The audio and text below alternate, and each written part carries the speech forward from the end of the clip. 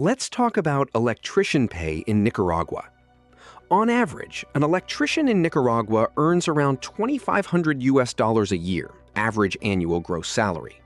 After tax, that electrician income drops to $2,100, which means your take-home pay adds up to about $175 a month.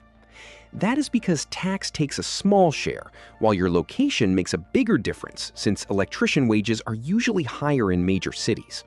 For instance, in Managua, the take-home pay goes up to $2,500 a year. Even so, living outside the capital costs noticeably less, so lower electrician salary in Nicaragua rural areas can still buy you a similar lifestyle. Experience also plays a key role in how much does an electrician make in Nicaragua over time.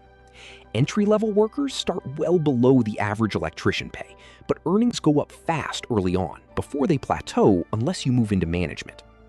On top of that, having a university degree helps you step into higher roles like site supervisor or project manager, even though local trade work usually does not require one.